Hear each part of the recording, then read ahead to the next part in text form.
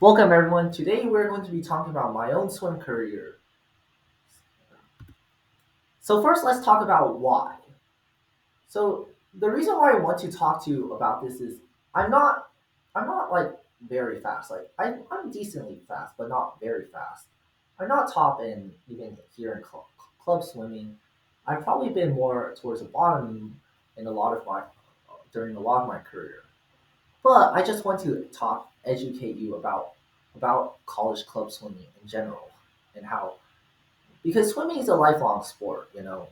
Many of people think that if I'm not a pro swimmer, I'm gonna be done after NC2As, and if I'm not, fast in high school, I'm never gonna get to swim again.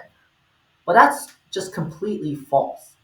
Coming to college club swimming, not only have I continued swimming, I've gotten faster, became love the sport even more than I ever have in high school, and I also started this YouTube channel that is very swim content related. It's just a sport of great personal development because I get to meet new and old friends every time I go to meets, and the failures that you encounter, like they teach you how to bounce back stronger than before. This is true in high school. This is also somewhat true here in college club swimming. Now let's talk about swim club at Berkeley.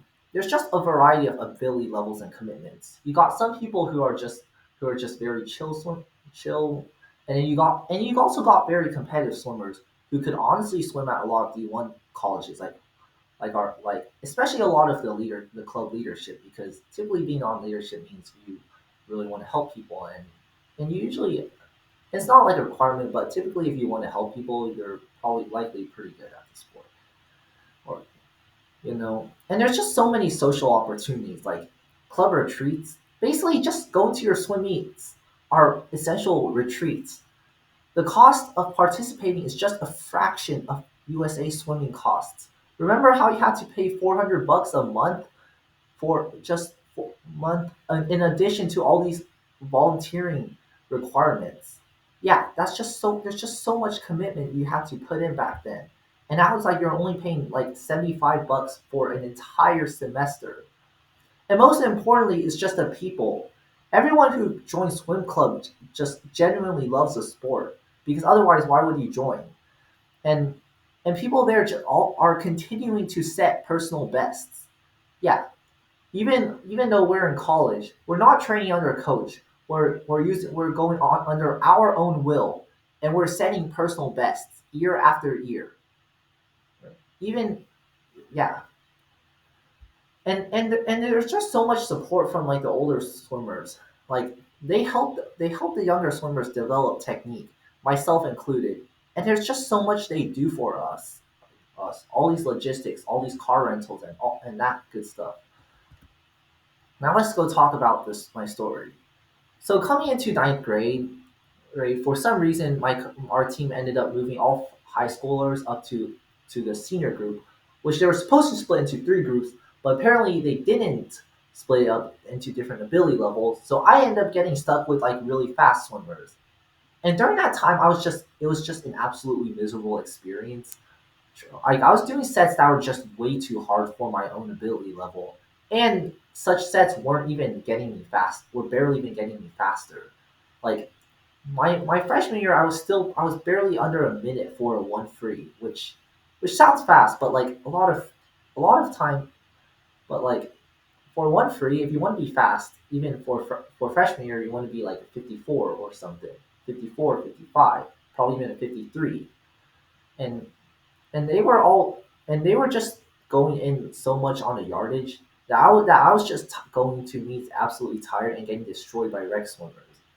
And then I'm like, okay, maybe I'll take a break, come back. But then I just go back into the old habits, still like working really hard and just not getting anywhere. Then COVID hit. So in COVID, I'm facing like the decision.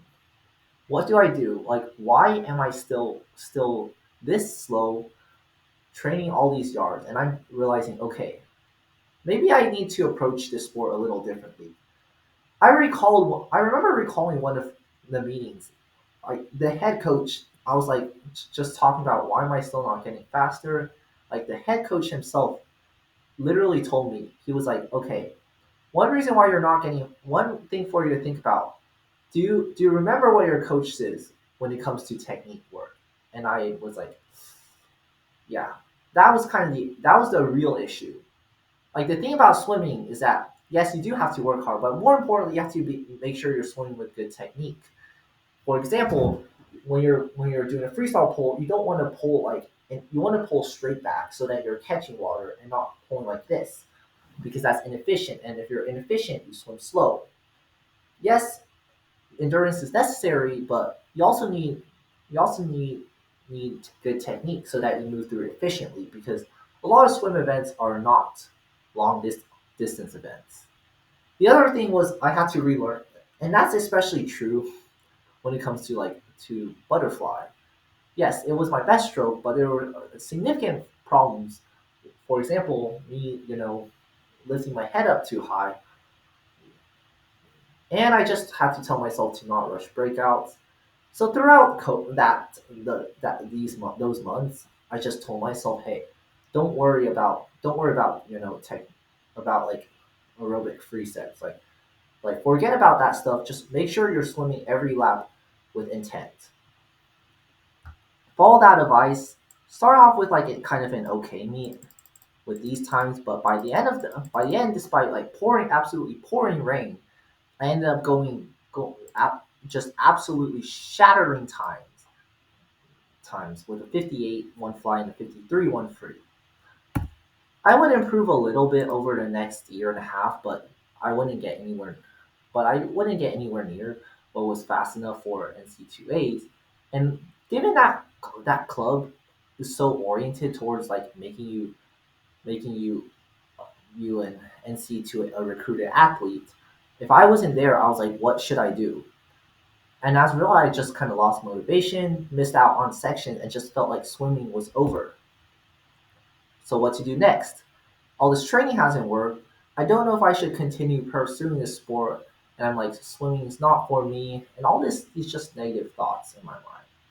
Until I somehow one day just met Kevin, who was a club president at that time. And I was like, hey, maybe I'll join. And then I came in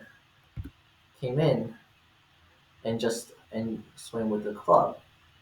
I had a lot more fun. Yes, some of the sets were a little too difficult for me, but I enjoyed my time, and we had our first meet where I got literally 5 hours of sleep. Yeah, not a good thing. And I did pretty good, just a tenth of a second off my personal best. And I was like, wait, maybe I might actually do pretty well. Yes, I did not really go to many practices, but ultimately I ended up getting two national cuts and going to Ohio that year. And in addition, another bonus because my cuts were literally in sprint free and butterfly, they were actually quote unquote useful for the team, and I ended up getting all four relay spots for the B relays. Yeah, I just didn't. There were two relays that I couldn't because they were only a relay, and I was never going to get on a relay if I barely made mats. But but it was still just an absolutely amazing experience because I never even went to sections in high school, and I was like, I'm going to like nationals here. We ended up getting fifth place, and I was just really excited for this new year, especially considering that like everyone there was gonna still be there. But ultimately, with this, my mind just got ended up getting a little toxic. So what does that mean? We start off with high spirits, but in that mind time, I'm thinking about how fast can I get? What could I do and potentially like climb up and potentially become a leader of this club? And I was just like, and during that entire time, I just didn't have a good mindset. I saw myself just in competition with a lot of my fellow teammates. Like by that, I just was like, there's competition within your team. You got relays that you're competing, relay spots that you're competing for, and you also got like if you want to run for positions, well, that's technically still competition at the end of the day. But and while on the outside, I just didn't have the. I just was like, I just need to do whatever gets me to the best possible results, without thinking about everything else. I go to every meet, I called meet, but unfortunately I only get two events of 50 and one fly and not the entire stack that I wanted to. And because the team was much more competitive, especially for the guys, I didn't get any relays, and and that just kind of soured my mood, along with the fact that like my food order got messed up twice, and that year just was not a good year, I must say. For a team, it was great. I mean, hey, we got third place. We got third place at Nats, and but I just felt like at the end of the year, I was leaving the team empty-handed. Then comes junior year. During that summer, I'm just in this identity crisis. I'm like, so we just had a good time, and I'm just not don't know how about my future of this club. I'm like, do I really enjoy this? But I think back, but I thought back, to the beginnings. I was like, hey, this is a sport that I genuinely enjoy. Whose decision was it to go to sign up for these meets? Whose decision was it? Yeah, whose decision was it to sign up for all these meets? Whose decision was it for me to want to go to hang out with this club and not anyone else? It was all my decision, and I just said, hey, if you're doing all this, you got to do something you genuinely enjoy, and like and if you're and with that community, it's best to just probably hey, appreciate the people around you. Just especially considering that that this year a lot of people will be seniors and I might not see them again afterwards. So yeah. I also just thought about this past year about how I can, because I've been with this club for 2 years and I've been like, how can I help contribute?